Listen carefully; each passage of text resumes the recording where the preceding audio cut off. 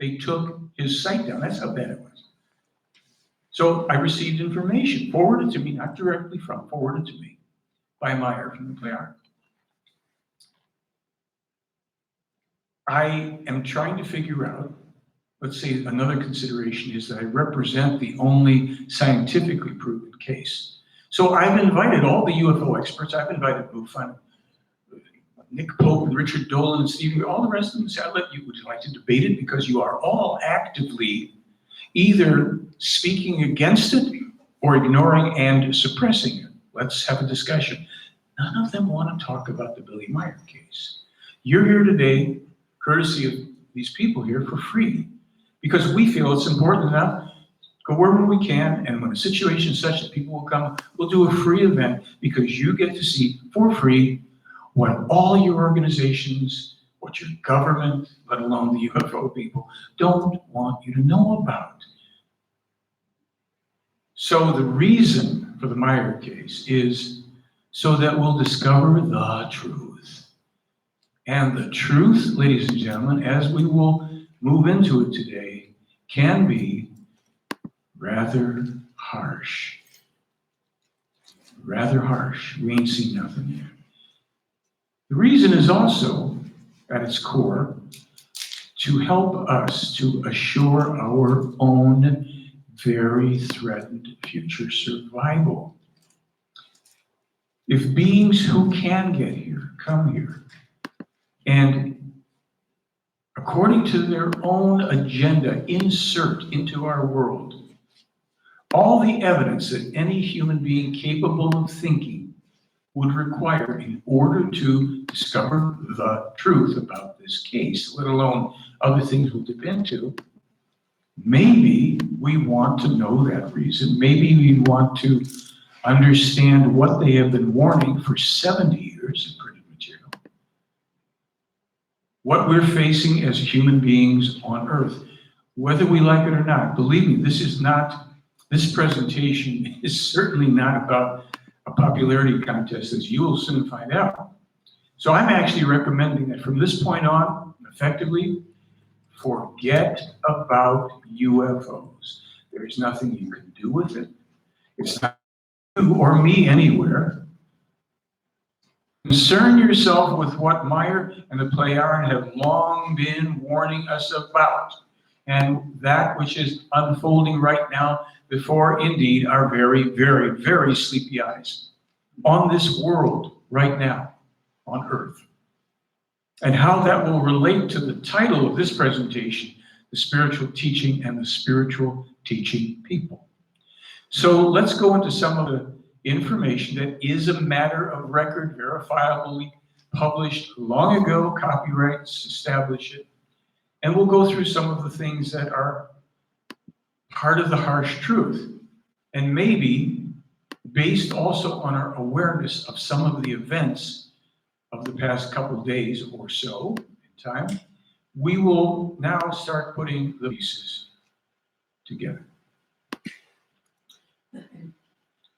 In 1987, Billy Meier published something called the Enoch Prophecies.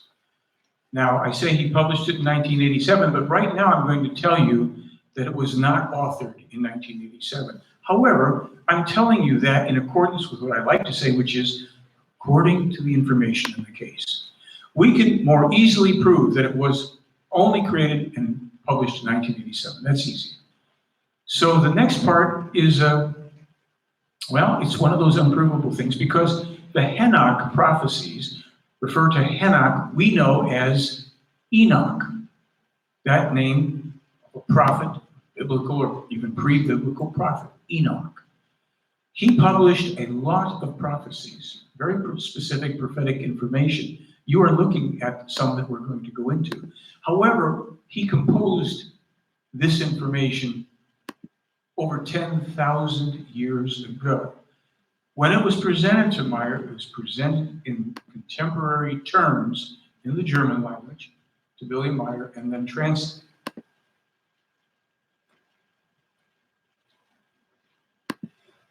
I've bolded certain parts of these passages.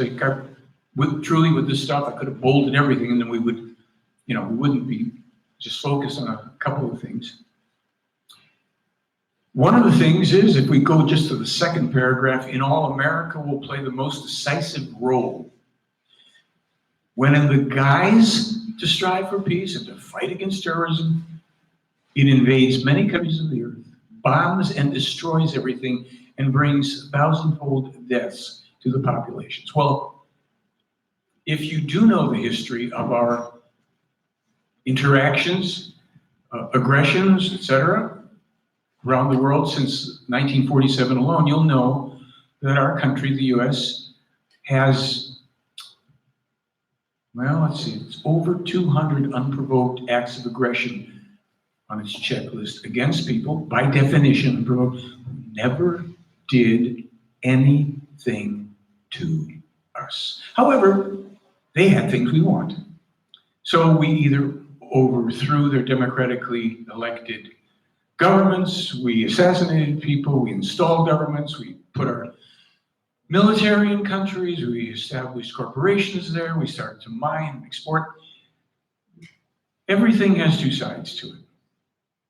We can live in a great country, but those people who may be operating in the shadows, who have agendas other than those that are commonly accepted as our values, to be a good people and a country that welcomes people, all those things.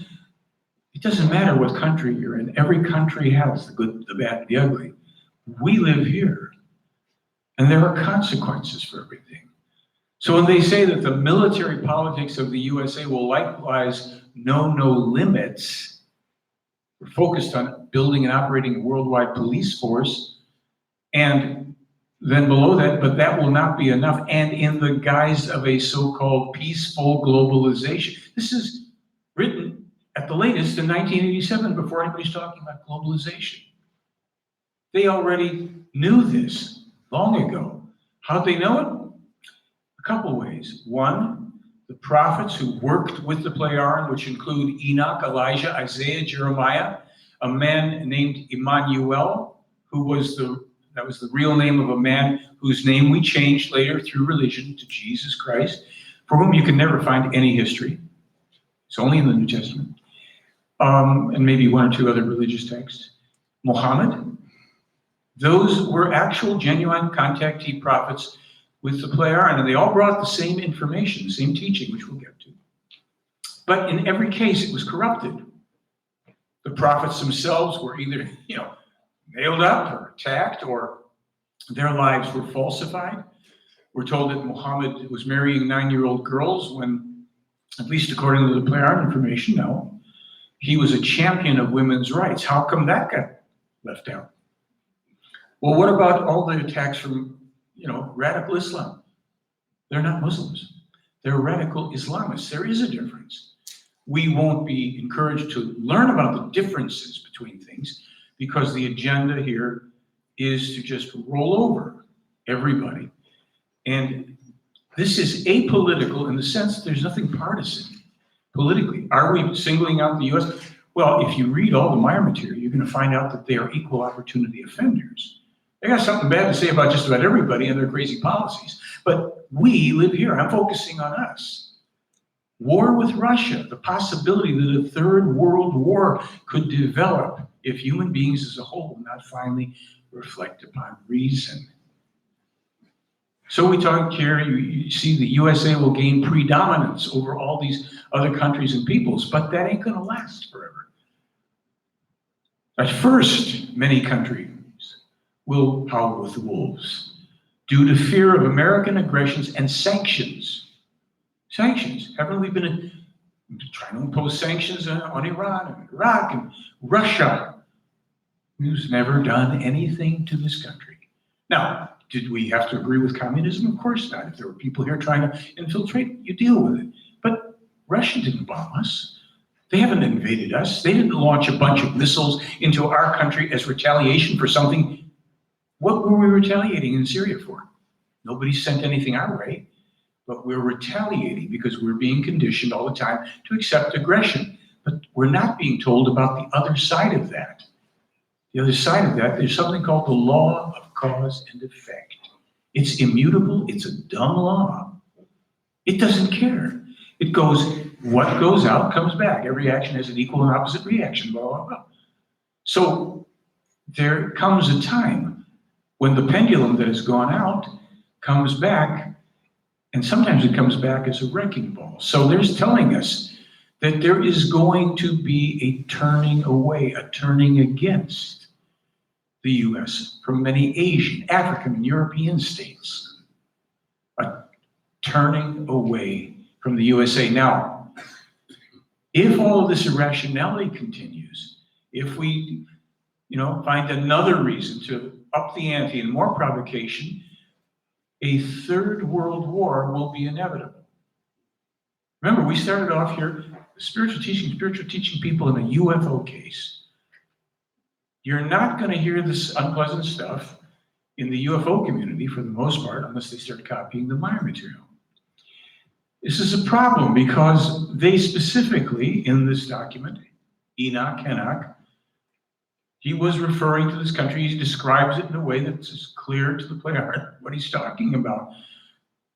That it just creates destruction here because we, and not you and I, the country, the policies of what they may call deep state, military-industrial complex, whatever, creates enormous hatred against the country, and we are its citizens. And if you go down to the last line, that is in this document, the destruction of the WTC, i.e. the World Trade Center by terrorists, will only be the beginning. And you go one paragraph up.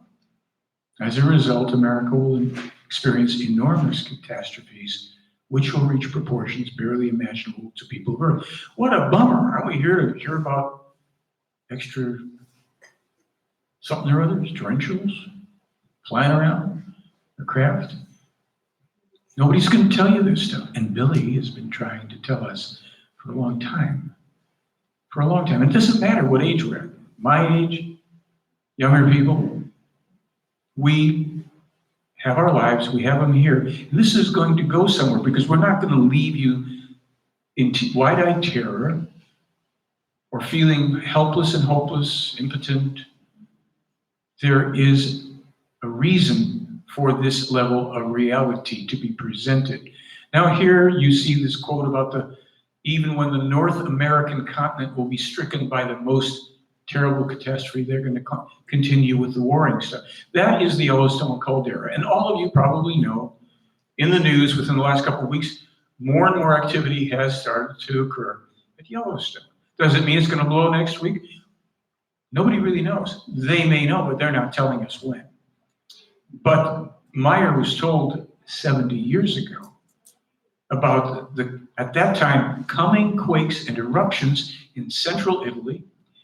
They named them Mount Etna, Stromboli, Mount Marsili, Vesuvius, the Campi Flegrei, huge caldera in central Italy, the Eiffel caldera, Eiffel Fields in northern Germany, and Yellowstone.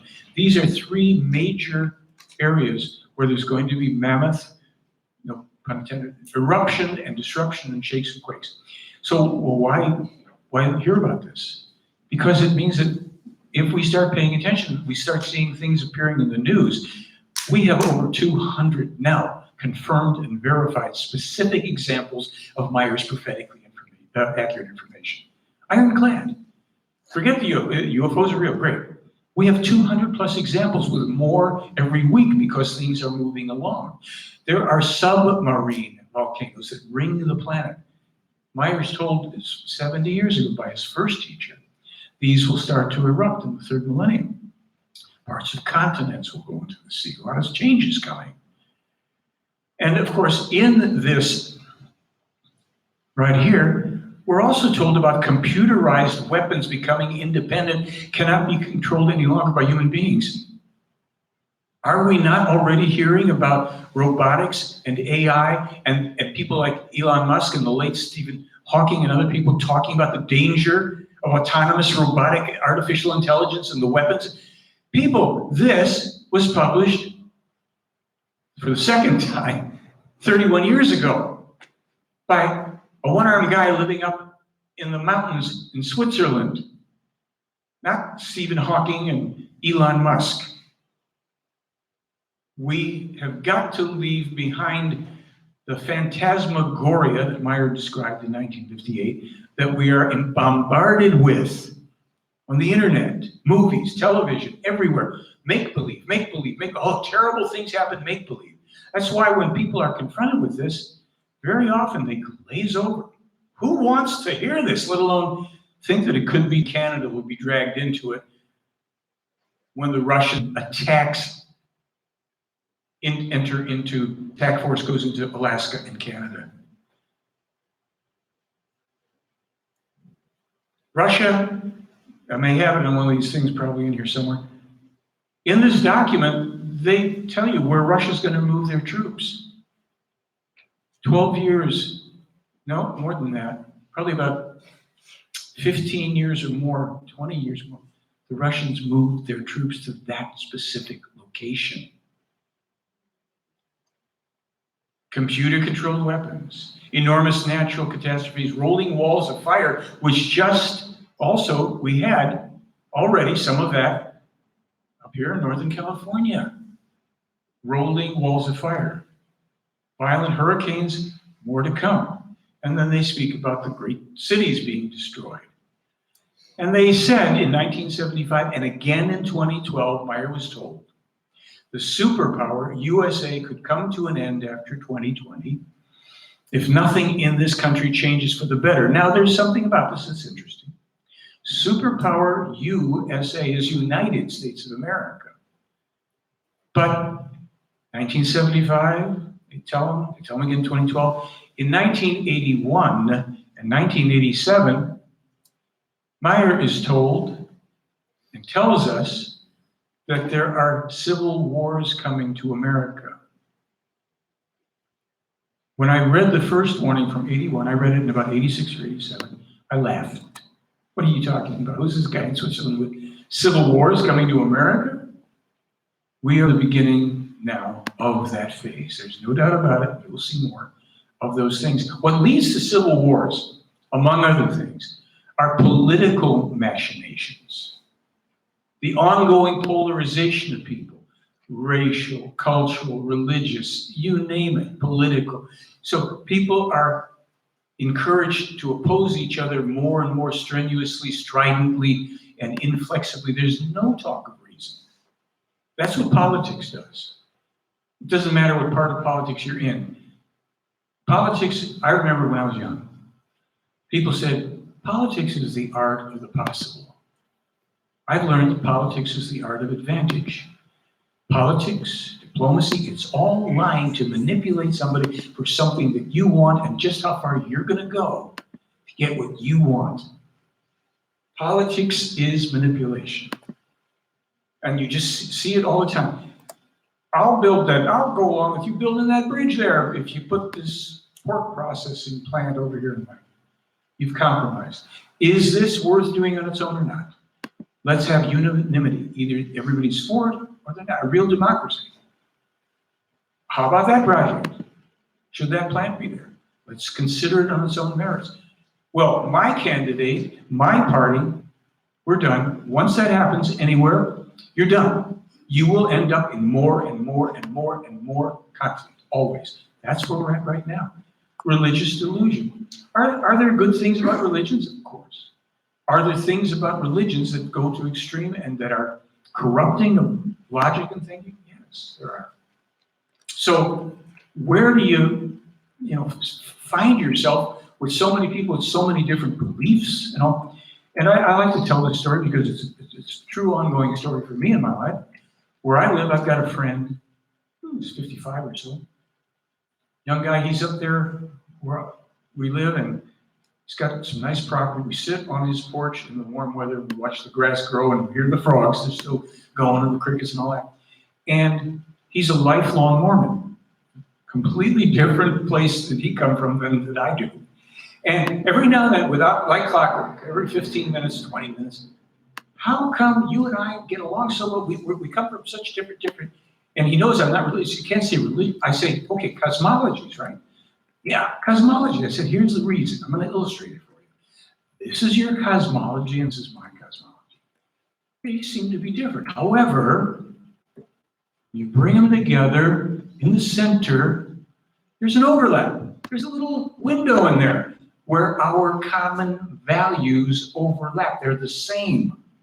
Love, peace, freedom, harmony, service to the community, family, compassion, generosity, understanding, wisdom, reasonable, right? Yeah. He said, I've read that Billy Meier stuff he put out. I don't really disagree with anything. I said, it's great.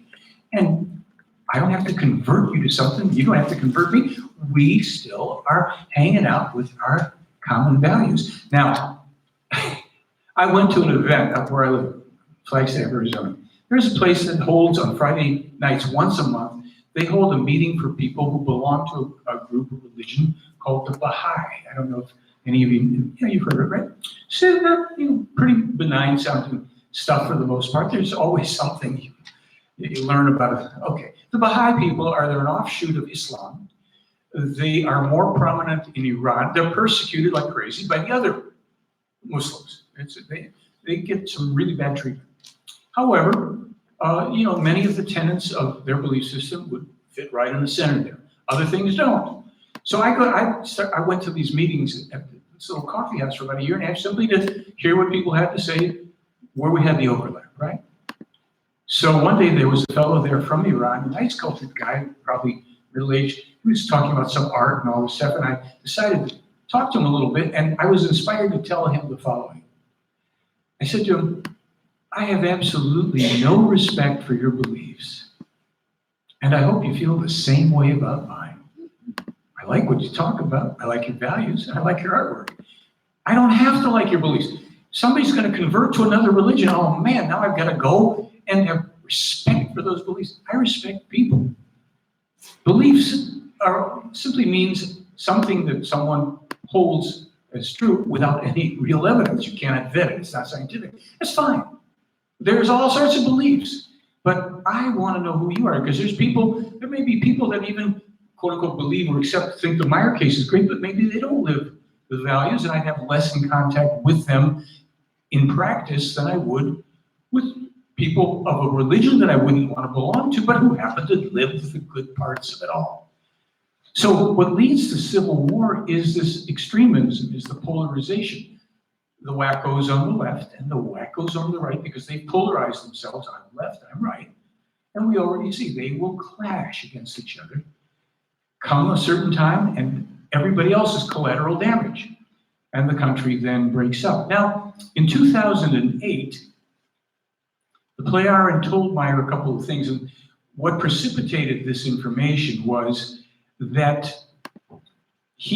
Meier asked who was going to be the presidential nominee for the Democrat Party in 2008. Would it be Hillary Clinton or would it be Barack Obama? And they said, well, Clinton will never be, by now, a year and a half later, whatever it is. That would have been pushed forward by the various, whether you call it shadow, deep state, whatever, those people, many of whom are apolitical, they're not necessarily on the left or right or Democrat or Republican. They are power-oriented people who simply pursue that however it's necessary. This is not really, it shouldn't be coming to anybody as a surprise. Meier had been asked about Barack Obama, and basically he said, well, his assessment was that certainly before the end of Obama's terms, that he was the best man, the best human being ever to occupy the office. And then when it came to the end of his term, he said, unfortunately, like virtually everybody before him, he was turned in the direction of the real behind-the-scenes power of the United States. The president is not the power. So he fronts for the political and the deep state shadow government. And he will do what he is told. So the drone strikes and all this stuff that happened towards the end of Obama's term, Obama had become a different person. And it's not mystical that, you bring in your new president and you sit him down, you put on an old projector and you say, this is called the Zapruder film. See the guy in that open limousine? His name was Jack Kennedy. There he is, see him with Jacqueline. Now watch what happens here. Isn't that terrible? Poor guy, just blown away. So, Mr. President, do we have your cooperation?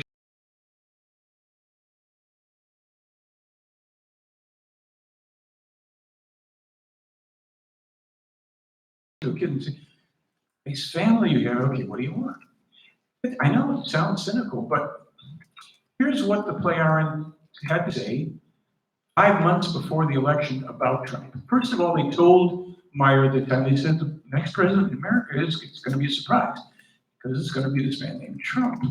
And Billy said, "Oh, I should probably." They said, "No, you don't write about that. You don't mention it because he'll be killed if you do. He'll be killed before he gets in office."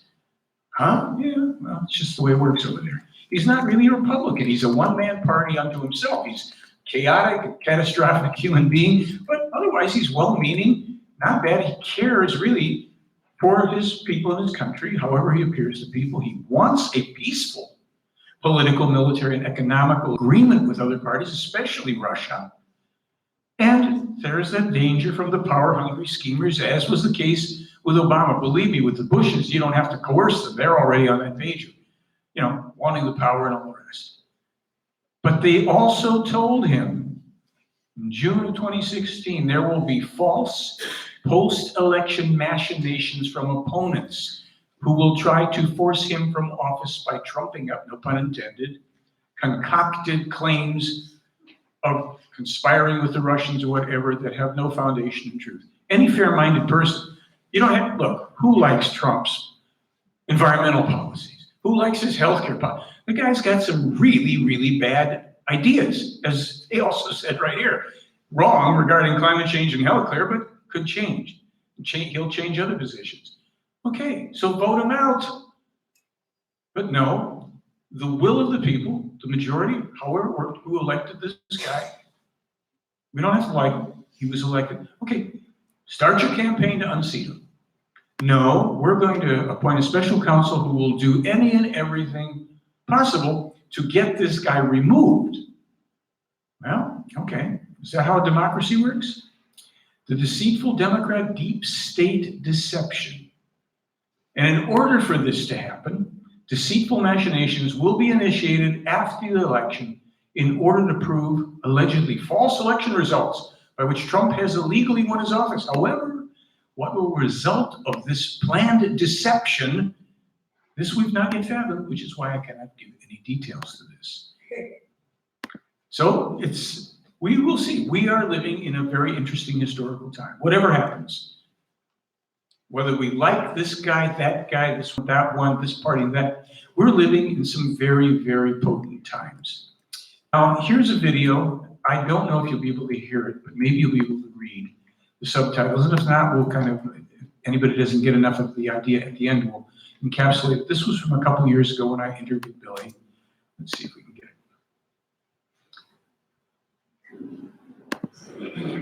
it. And if you need to creep up to read the subtitles,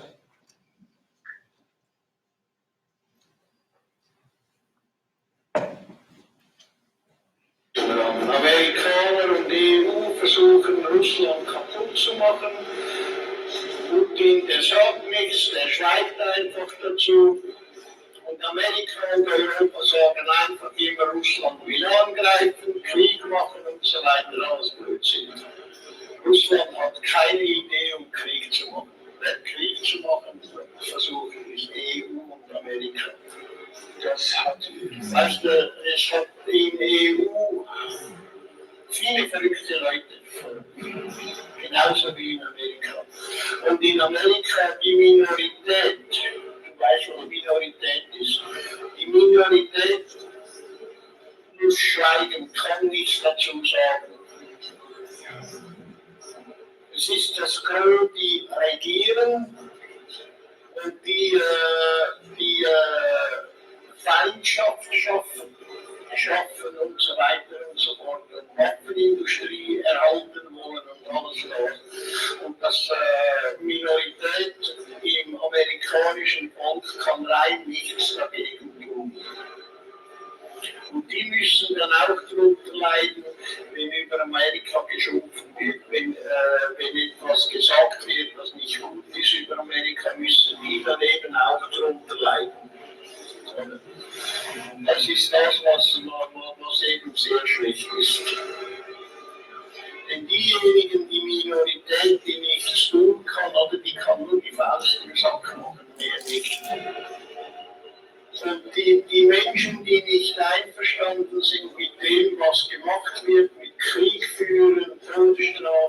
all das, die müssen darunter leiden. Die können rein gar nichts machen. Und wenn irgendetwas ist draußen in Amerika geschimpft wird, weil so schlechte Worte gebraucht werden für Amerika, dann werden diese automatisch mit einbezogen.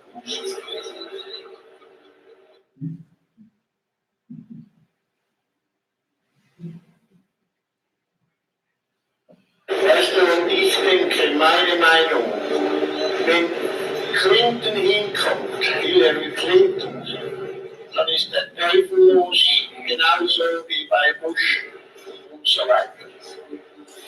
Und sie ist ja Befürworterin für Todesstrafe, Death Penalty. Dann kommt es auch schlimm in Amerika, genau wie bei Bush. Und ich denke, wenn Trump hinkommt, ist genauso blöd.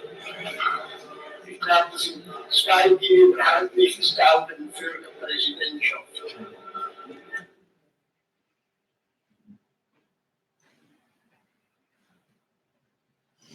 Ja. Weißt du, und das macht ganz Amerika kaputt.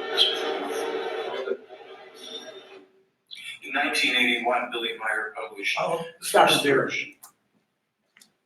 So the only way that we had, was anybody unclear about the essence of what he was saying there? Putin doesn't want war with the United States. These are machinations from the EU, which Meier foretold in 1958, 11 years before it was formed.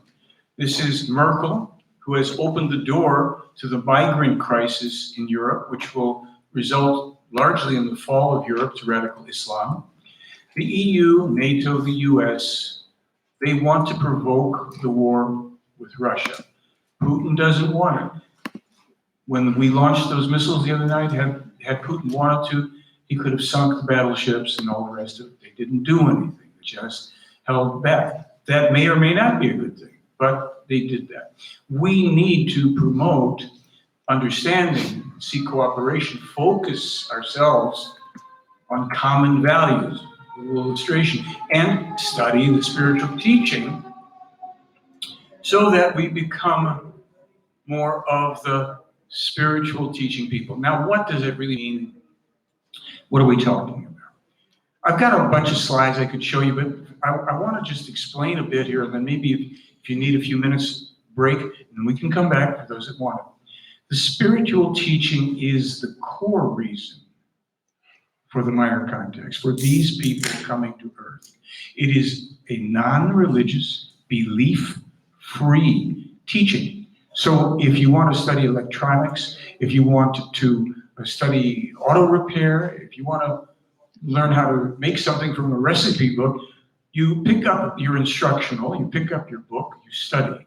Then you test the information to see if it does what it says, if it shows you how to become more peaceful, more prosperous in every real sense, not just materialistically, happier, more balanced in all those ways. So what Meier's mission has been, apart from all this information, the scientific information, the prophecies and all that, the prophecies were intended to warn us of what happens should we ignore the prophecies, and should we not turn our attention to the right way to live, even as a book called The Way to Live, the might of the thoughts. So when we come to the spiritual teaching, what does that mean?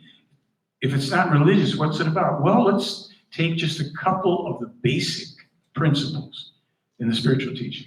The first one is that we, each and every one of us, are 100% responsible for our own lives. It doesn't mean that we're not interdependent with people. It doesn't mean that some action by somebody else who's careless doesn't affect us. It means that for the greater part of everything in our lives, we are self-responsible, which is a very liberating thought.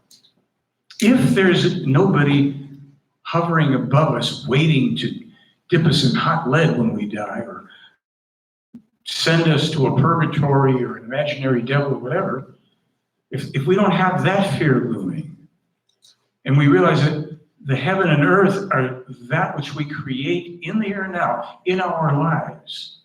So that the worst case is you do the best you can, live this life right.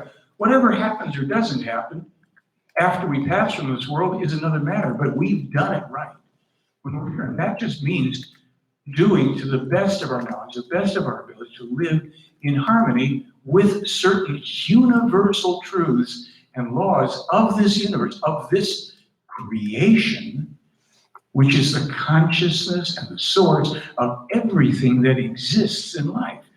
There are rules and orders for everything. It didn't just happen by accident. And according to the information in the spiritual teaching, it didn't happen as a result of an act from some deity. And you know, in all the religions, there's lots of different gods. They're saying, no, this universe, this, they call it the creation. This is the source. This is the intelligence. And everything that exists within it. And it exists within everything too. Every human being has an immortal, eternal part called the human spirit. Different than what we call the soul, which is a temporary construct that they say is most accurately called the psyche. Okay, well, let's get back to that self-responsibility thing. What does that mean? It means we have to learn to see things also as they are. Not as we want them to be, not as we fear they may be, but first as they are. Then, when we are taking responsibility, seeing things as they are, for better or for worse, we then choose what we want to do through that part of us that actually creates everything in our lives. And that's through the might of our thoughts. We are thinking 24/7. Awake or asleep, there are thoughts going through the mind. The thing is, very often, we're not even aware that we are thinking. It's so habitual, that little voice in our head that's us, we don't even notice that we're actually doing that. And here's the kicker. Every thought gives rise to a feeling of varying intensity, specificity, nature. Every feeling that's been birthed by a thought gives rise yet to another little thought that leads us to decide if and how we will act or not act. So when we look at something, we are thinking, even if we're not really conscious of it. We're thinking, and then we're feeling a certain way, and we're thinking what we're going to do about it, or what we're not going to do about it. And this is 24/7 in life. If you look around in this room, everything but the people in it, I don't think the plants are real, but so everything but the people in this room, inanimate stuff, is all thought made manifest.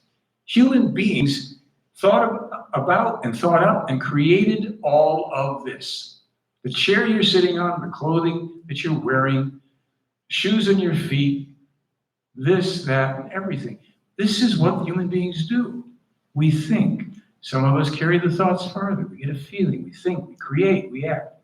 But we're doing that either consciously or unconsciously all the time. So extraterrestrials came here to tell us that we're thinking. Well, they're telling us that our thinking is really screwed up, or our world would not look like this. If we were thinking clearly and straightly, if we were aware that we're thinking and of what we're thinking and learning to control and observe our thoughts so that we can control them, our lives would be very different. As a matter of fact, it's even true now that our lives are different than they would have been or were before in many ways. Many people can say, I remember years ago, it was pretty rough, this, that, and the other thing. Well, how did you get here? Well, I thought about it. We are doing it. What this spiritual teaching is and what it does is it clearly, without frills, without threats or intimidation, without pompous language, it teaches sentence by sentence how we work and how we test out how we work by studying, thinking about it, testing it out. If you go, well, wait a minute, I've been reading that, it doesn't work for me, that's fine, because this is not mandatory.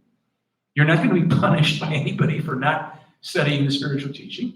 A ton of this material is available for free online, and then Meier has written over 55 books, all pertaining to the spiritual teaching, how human beings work. There's almost anything you can think about is somehow covered in this material because it's a gift to humankind, facilitated by more advanced brothers and sisters, if you will, from the stars, who've gone through what we've gone through on their journey and their evolution. They had to learn, as we do, how to survive themselves and their own insanity.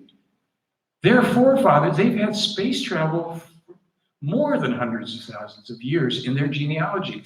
Some of their ancestors were like Star Wars on steroids.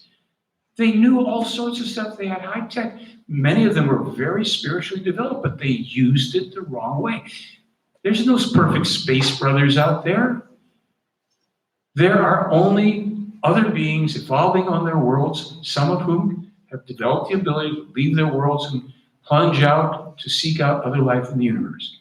Some are better, some are not. Some are more advanced and developed than we, some are not. These people, at least so far after 76 years, they haven't attacked us. They haven't harmed us. They haven't given us bad information. There have been no lies that we can find.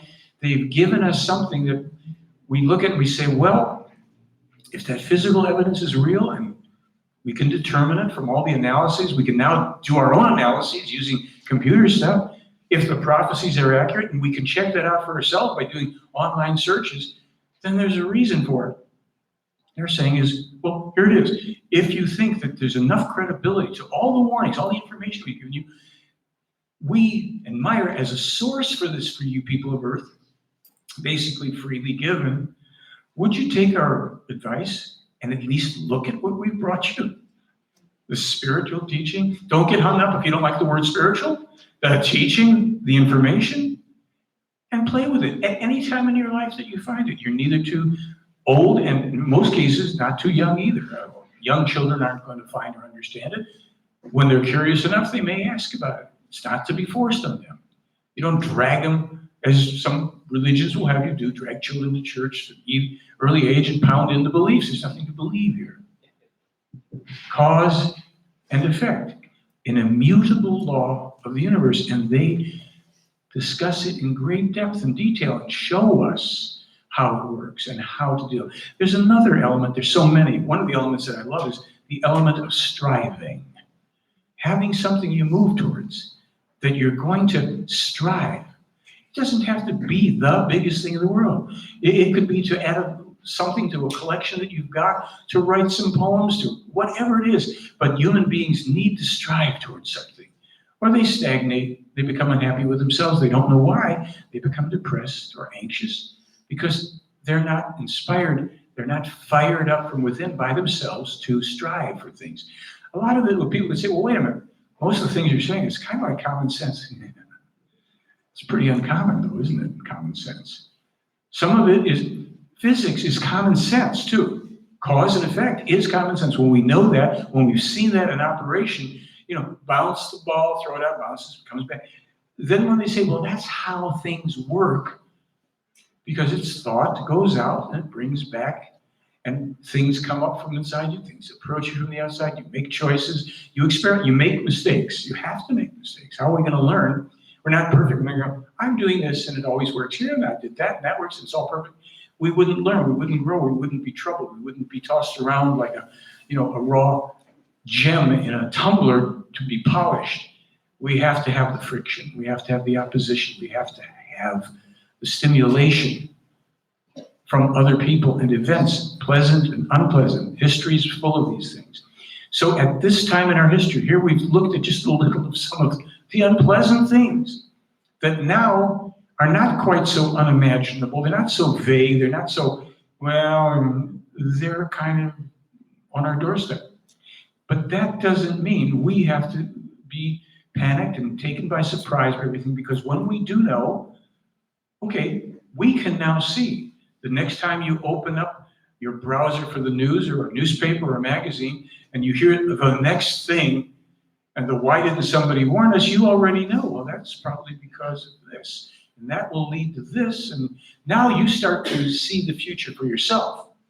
It doesn't take extraterrestrials or prophets any longer when we start to understand how things really work, not how the bombardment of materialism constantly coming through our media, not the bombardment of outright fear and destruction that we get everywhere, and the bombardment of entertainment, celebrities, and all the distractions, but how things work. So you think of yourself, well, I'm just an ordinary person. I'm nobody special in the world. That's fine. How can I change it? Well, let's be honest here, folks. There's a lot in motion that we are not going to be able to change any longer. When I started to do a lot of this representation of this material, I've been at this for almost 40 years, I said my mission is to help prove the prophecies wrong. Huh? How do you prove them wrong? By enough people recognizing, paying attention, testing thinking, and saying, no, I don't want that to happen. So we're kind of in a place where what you don't know, what I haven't said is this material, the reason you haven't heard most of it or the in-depth stuff, much that I haven't covered, is because there is, and has been for over 50 years, a concerted, very well organized, behind-the-scenes effort to keep the people of the world from knowing this. It's conducted by parties who are very powerful and have great technologies, and what they do largely also now is broadcast through computers, through the phone that you have on yourself, your tablet, your computer, your television, your radio, frequencies and things that are intended to disrupt our consciousness, our focus, and subliminal messages to promote hatred, fear, anxiety, and all of that. Not to inform, so that we can go and ask that question, well, what do I do? Because most of the stuff that's being done to us that is subliminal bombards us and hits us on the unconscious or subconscious levels. And we don't know why we're feeling especially irritated. We don't know why things get seemingly so stressful with everybody. And there are contributing factors to it that are outside of your control. There are some things you can do to protect against it. I'm not trying to do a commercial. There is a device you can wear that actually does protect against a lot of this stuff. Actually scientifically tested. If you want, I'll give you my card, you can look it up and all that. But I don't sell it, somebody else does. But that's only one part. You still have to take responsibility for the thinking and how you feel about things and what you're going to do. Are you going to go, oh, well, okay, that was some presentation, and I prefer not to. Yep, we'll probably show that in a minute. But show it. Are we going to just try to forget about this bad news element that on a nice Sunday afternoon we went from lovely UFO photos to this and then to being told that there's a spiritual teaching? The spiritual teaching people simply means those people that gravitate towards and involve themselves in the discovery, the critical thinking of this material, and allowing that to be, that they test it, and then they discern in their own lives how this is affecting the quality of their life. And what you will find, what you've already found in many ways, you know this is true. When you have a common area of interest with other people, people start to find each other. And you don't have to, it's not like everybody has to find Billy Meier and his material for like-minded good people to come together who are concerned about the environment. Climate change, anybody know about that? Who do you think the first person was to specifically warn about it? Billy Meier in 1951. Unnatural, man-made climate change, global warming, the dangerous destruction from the extraction of petroleum, natural gas, and mining of ores. How this imbalances the plates and our planet. Meier. And he was told this stuff when he was a kid. He's 14, he gets help from a school teacher, and they send letters all over the world. Nobody pays attention. Who warned about the 2 U.S. wars with Iraq? The second war would be led by a president who would be the son of a former president in 1958. Billy Meier specifically foretold AIDS by name, plastic credit cards, portable cell phones, the fall of the Berlin Wall, the rise of irrepressible worldwide Islamist terrorism. 1958, Billy Meier. 1981, warning about the attacks in France. There's a professor, a skeptical professor up at NAU where I live. Met him one day, told him I had some interesting information. He said, well, you know, I'm a tough nut to crack, but I'll take a look. After 4 months, he invited me to make the first of the 2 presentations at the university there. And before the first presentation, he sent me an email, November 17th, I think it was, 2015. He said, guess what I told my wife yesterday after the attacks in Paris? That's when those terrible attacks took place, he said, I already knew this was coming. Thank you, Michael, because I sent him Billy Meier's information warning from 1981 about forthcoming attacks in Paris. We haven't seen by a long shot the end of that stuff. But we don't have to visit all the bad news. Now we have to decide, okay, there's a lot of bad news. He didn't show us all of it. Okay, I don't want to know everything. But I do want to know how I can start to galvanize my own, life, motivate myself, protect myself and those I love in the best way possible.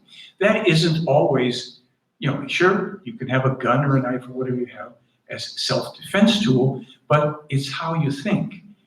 And the consciousness that you hold where you start to see, and this is where the spiritual teaching is so good, because when you realize from studying this really about what you are as a human being, an spirited human being, and then you just gaze around at everybody, oh, so-and-so over there, you realize that every so-and-so over there is a universe unto themselves just like you are, on their own evolutionary path, unfolding, evolving in each lifetime as a different unique personality, learning and learning and learning over countlessly long periods.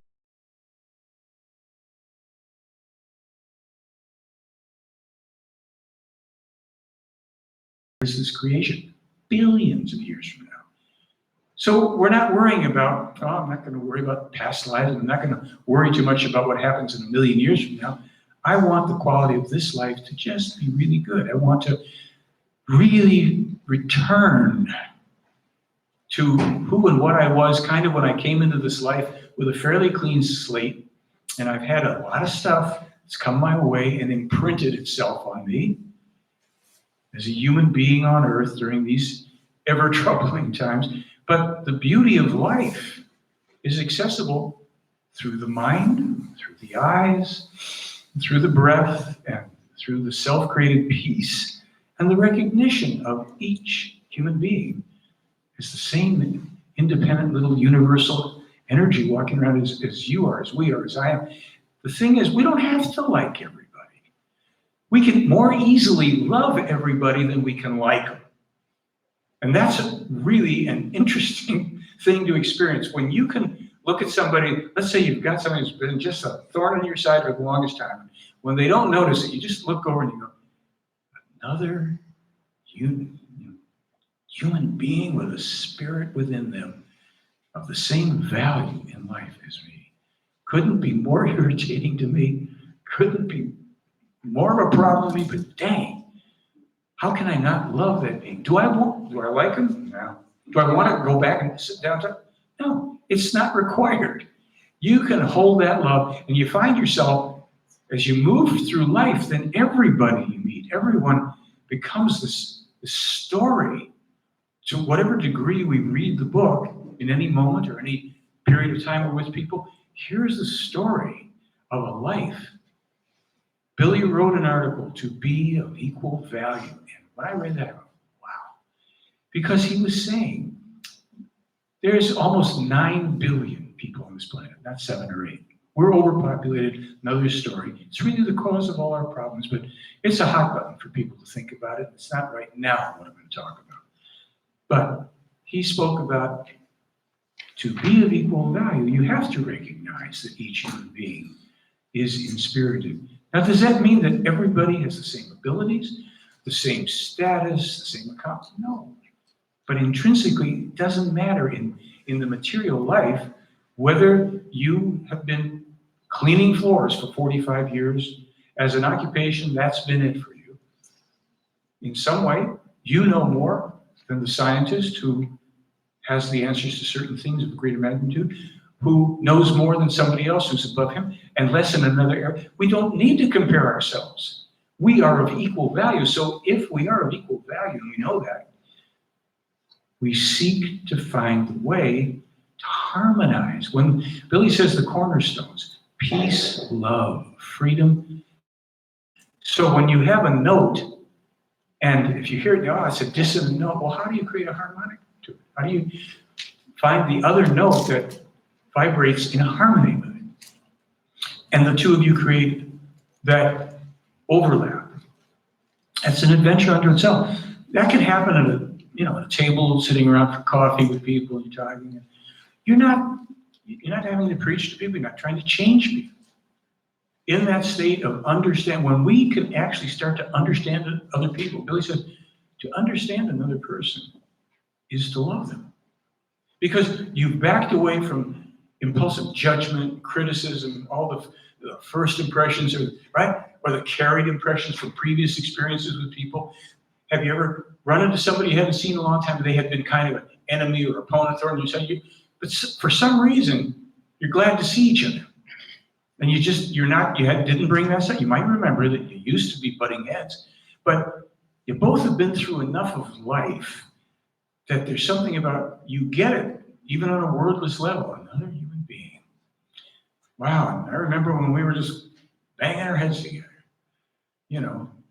pushing each other over every opportunity. And now I'm just grateful to see you.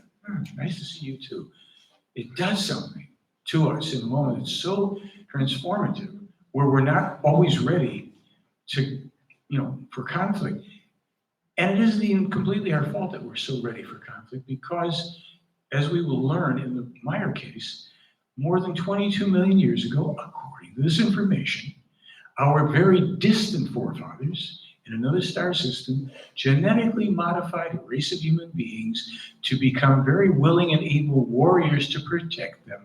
And what they did with these people was to reduce their lifespans by a factor of 10 to 15, down from the 1,000 or 1,500 years, which was the natural birthright, down to 100 years or less, and they increased the propensity for violence and aggression. Every human being on Earth, since those people were brought here a long time ago, has inherited those two genetic manipulations. Why are we so quick to anger? Why do we feel like, I'm feeling old and I'm only whatever? We will regain the long lifespans. The scientists are actually working on that, and according to Play-Arn, they've made certain inroads. We won't hear about it for a while, but the next bump up, the average age will be 145, not 72 or 78, whatever. There's lots of good stuff coming, and in about 800 years, according to this information, after we've gone through all the stuff that we go through, how much ever it's going to be, human beings will have fully come to embrace the spiritual teaching, the essence of love, peace, freedom, and harmony, getting along with each other. And the power at that time will be in the hands of the women, the true mothers of the new millennium. That's in here, that it will be the women in the future who, because they are much more naturally predisposed to reason, to love, peace, harmony, and freedom, they bear the children, the nurturers. But it isn't just that. That happens to be a royal position in and of itself, but they will be able to turn the tide of the insanity of the machismo that we keep on passing down. There's nothing wrong with being a strong male and be a warrior if you need to, but we are on hair trigger and we're encouraged to that. You watch the movies and the TV shows and all this stuff these days, it's created by and featuring psychopaths. I can barely think of a show. Maybe if not psychopaths, then you've got the men are always idiots in situational comedies, or it's psychopathic. I don't care what show it is. I just watch Netflix and stuff. I go from show to show. I go, this is all psychopaths. Nothing but bloodshed and murder and mayhem. Very little thinking involved in solving any problems. Everybody pulls out a gun or a knife. Blood is flying everywhere now. It's all gratuitous. The women will be the main force to reverse that trend, and it's going to take time.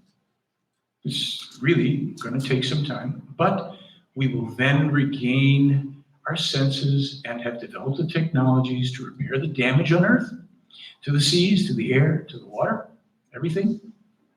All the lands, the fruits, the trees, animals, the creatures that we are wiping out, species just willy-nilly every day, disappearance of species.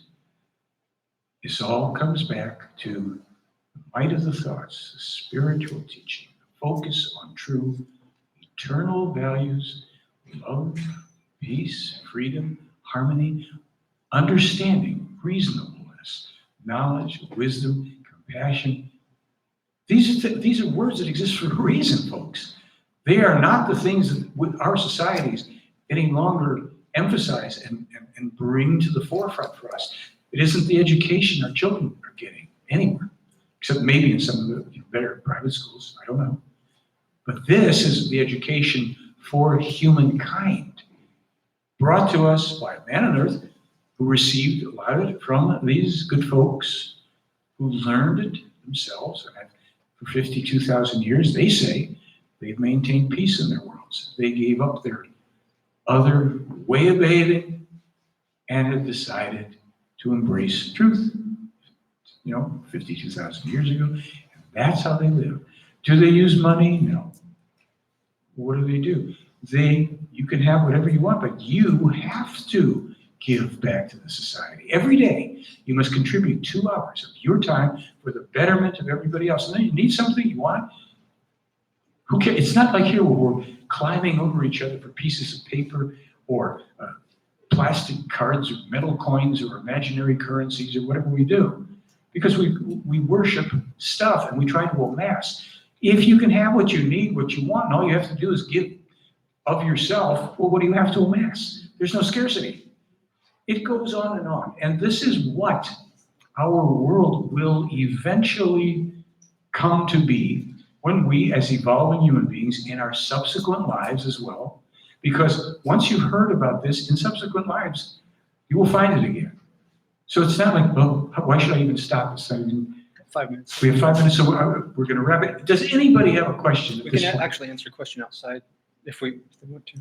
Questions outside, we can do. Sure, we can do that. In the meantime, there is a great body of free information. It's available from my website, my blog, and those that are linked from them.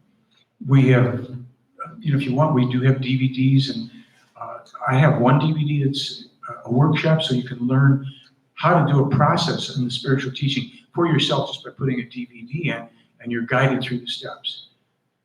We have that. We have films in the, on the UFO focus part of this. All of this stuff, if you want. And yes. Yeah, thanks. One of our, I think at the core of one of our big issues, it isn't just currently, it seems to have long roots in our civilization, for us humans, is this thing about, needing to have us acquire and make stuff so that a few can be able to have more power and control more of making and selling. And it's all kind of like a fraud, but it's very difficult to come to this last point that you mentioned about their society. And I mean, you're not the first, and this isn't the first form that suggested that. It's kind of, in a sense, the ideal of communism in some respects, but not really. I mean, It doesn't really work in human nature very well, but that brings up a kind of an issue, a problem, which has to do with how this kind of greed-related function of capitalism, blah, blah, that we have, is able to keep such a power kind of thing going, because it's so powerful as far as energy and ego and all that, and that allows them to remain on top. Well, let me just say this. Very valid points, right? What we want to do, because this is one of the many valid points we can be concerned about in our world, the power of capitalism and control and all the rest. But there's another thing. We return to the idea here of each person having dominion and sovereignty over their own thoughts and feelings, and learning how to best navigate and contribute to positive change. We don't overthrow things, certainly overnight. You're not going to make the world suddenly behave in a truly just and wonderful way, but it is through conscious living and adherence to good principles, not out of coercion or fear or guilt. This means that you are no less empowered. When you leave here, you should decide if you want to be more empowered as your own decision. And if so, how you're gonna go about that. I highly recommend studying this material. As I say, a lot of it's free on my website. I have a shop with the really, the books that Billy goes into everything in depth. But all you need to do is grasp something here. Think about it. Grasp something there.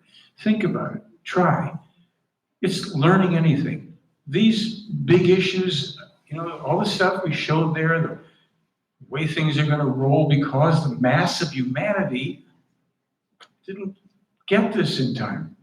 Not through the fault of the player, not through the fault of Meier, because those people who hunger for control and power made sure they did everything they could, and this was written about recently. So in the German website, they talked about it. This is how it's suppressed. But it won't stop the snowball that has started to go down the hill that will gather momentum and become larger and larger and larger. This takes time. But in our individual lives, we can choose to be happy for no reason. What do we need something to be happy about? You're alive, you can take a breath. I like that. Let's start there. Why not? Start wherever you are and look for the reasons to be happy. Look for the reason that what nature teaches us. They are very simple about it. You want to understand the creation? Seek to see it in everything. Look at nature, the way nature operates. Nature doesn't operate through excess, through senses of lack. It has order, it has seasons, it has cycles. It has ups and downs and it flows, but the tree that is barren in the winter comes back alive in the springtime. So let that be us too, okay? Thank you. If there's any questions, we can take it out there. All right.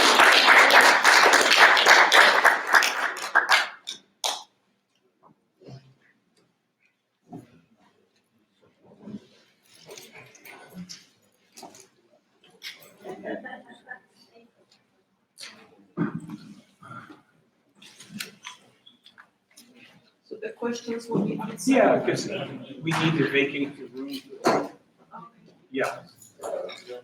We'll have time if you want. Yeah. Thank you very much. Oh, good, thank you. You're welcome.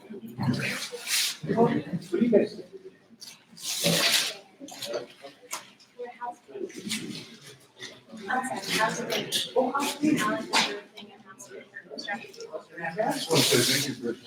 Welcome. Yes.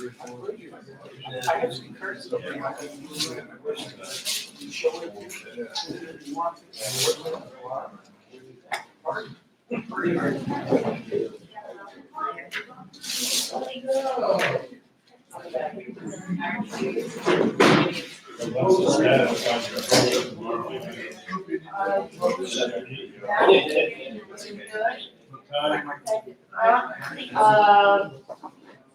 Eight o'clock will be fine, we're gonna go eat early, we're gonna go to our function. Okay. Michael? Whatever cold I have tonight. So it looks like I'm gonna be your host on the TV show again. So the best thing to do would be for you to script it. We got something like 50 minutes. So you'll want to do the overview of the pictures and overview of the spirituality stuff. Write down some questions you think that would be good for me to lead you next step. If you want to figure out how to do that, Run that long, man. We're talking over later, it was an easy Or I way can to give set you it my up. email address and you can email me. okay, because actually I'd like to be asked questions. If you ask, like you just said, if you ask any questions like that, then you can lead me to explain it. I understand that, but what I want to do is to make it maximally, the maximum of benefit for you. That- Bye, everybody. Here's my email address right there if you want to. Are you going to pause the video?